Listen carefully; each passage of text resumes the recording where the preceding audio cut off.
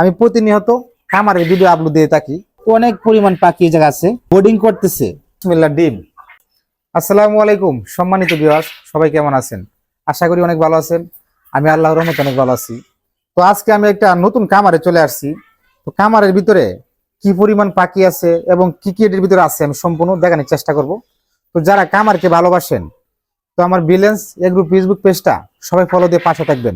আমি প্রতিনিয়ত খামারের ভিডিও আপলোড দিয়ে থাকি। এদিকে আসেন, এই যে একটা খাঁচা দেখেন, খাঁচার মধ্যে কিন্তু একবারে ভরপুর পাখি। এরপর এই জায়গায় কি আছে জানি, ওরে বিসমিল্লাহ ডিম। ডিম কিন্তু সাইজ অনেক ভালো, ডিমের সাইজ ভালো আছে। আচ্ছা ডিম দেখলাম। এরপর এই পাশে দেখেন ইনকিউবেটর।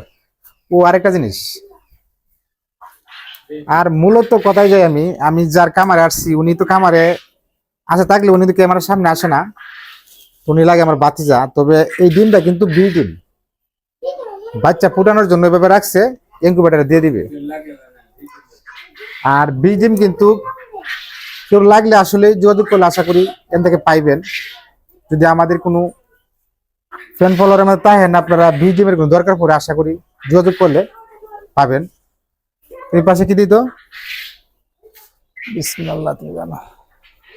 ও এটা জিরো বাচ্চা।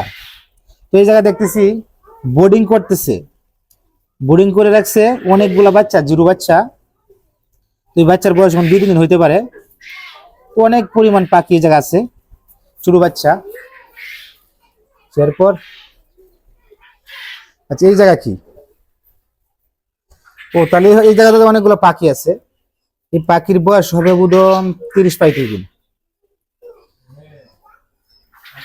তো আমি একটা কথা আপনাদের কাছে ক্লিয়ার করি, আমি খামারে কিন্তু বর্তমানে যে আসছি, যে খামারের মালিক ওনাকে তো পাশে পাই নাই, তার জন্য ওনার মুখের কথাগুলো আমি শোনাতে পারতেছি না।